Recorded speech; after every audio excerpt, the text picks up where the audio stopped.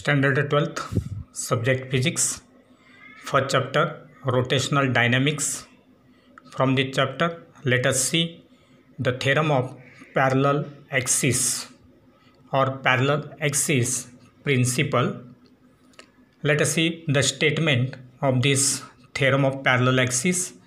The moment of inertia I/O of any object about any axis is the sum of its moment of inertia IC about an axis parallel to given axis and passing through center of mass of that body, and the product of mass of object and the square of distance between two axes, that is mh square. So mathematically it will be given as IO equal to IC plus mh square, IO equal to IC plus mh square.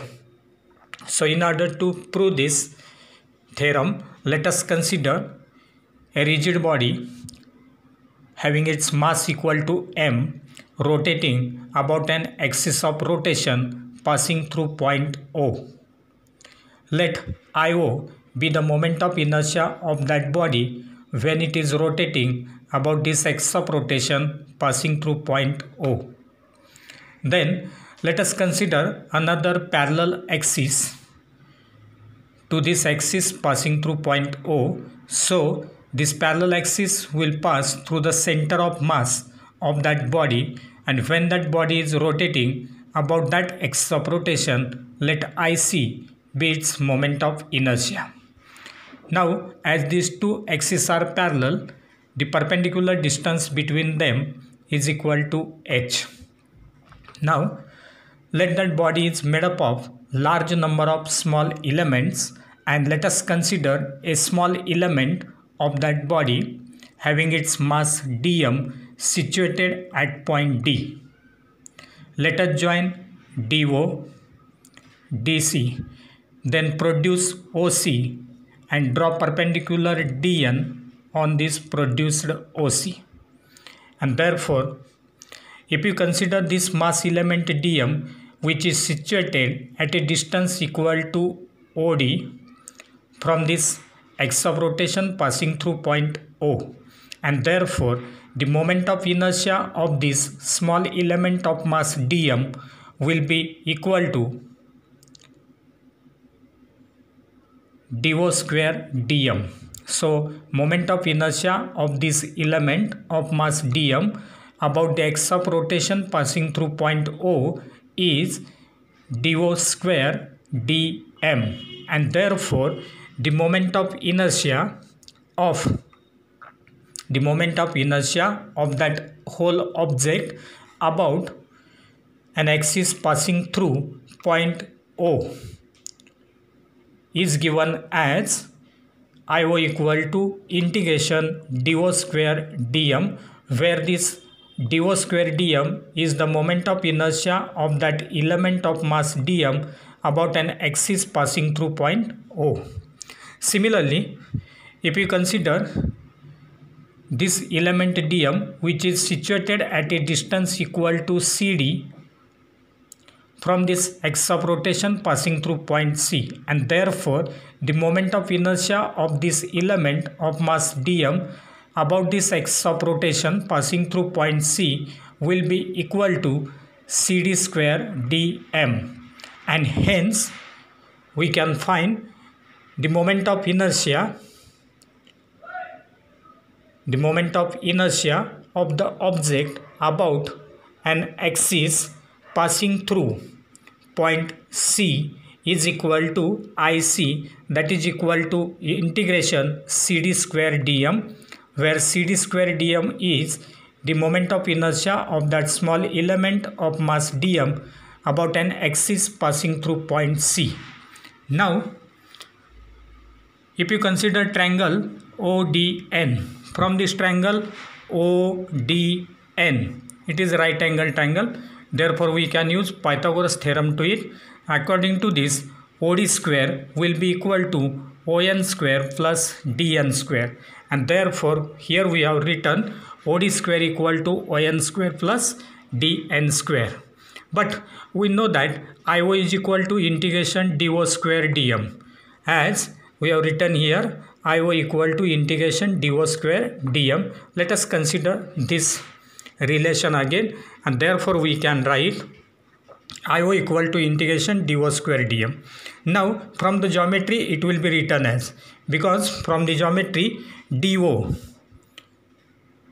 square equal to ON square plus DN square, and therefore this relation will be written as integration ON square plus DN square into dm.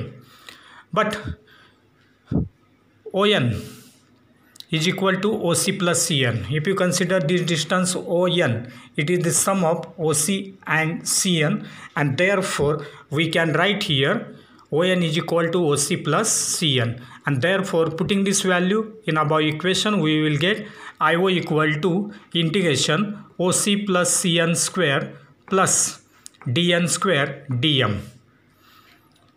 Therefore IO will be equal to integration, squaring this we will get OC square plus 2 OC into CN plus CN square, and plus this DN square into dm. Therefore we can write from triangle CDN, again using Pythagoras we will get CD square equal to CN square plus DN square. So from this triangle CDN, CD square will be equal to CN square plus DN square, and therefore from this relation now we will get IO equal to integration OC square plus 2 OC CN plus CD square into dm. Now separating integration and multiplying by dm, we can write IO equal to integration OC square dm plus integration 2 OC CN dm plus integration CD square dm. But if you consider distance OC, that is the perpendicular distance between two parallel axes, that is equal to h, integration CD square dm will be equal to IC, as it is written already. IC is equal to integration CD square dm, and now integration Cn dm will be equal to 0. So integration Cn dm equal to 0. Now C is the center of the mass, and therefore we can say that the whole mass of this body is concentrated at point C, and therefore this integration Cn dm, that means no mass will be spread outside the center of mass, and therefore that term will be equal to 0. That's why integration Cn dm is equal to 0, and therefore IO is equal to integration h square dm plus integration 2h into this 0 plus IC, and therefore IO is equal to, h is common, therefore h square integration dm plus this IC, and but integration dm, so dm is the mass of small element.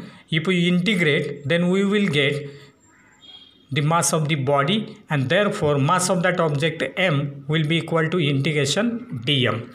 Therefore IO is equal to mh square plus IC, or rearranging the terms we can write IO is equal to IC plus ms square, and that will be the proof of this theorem.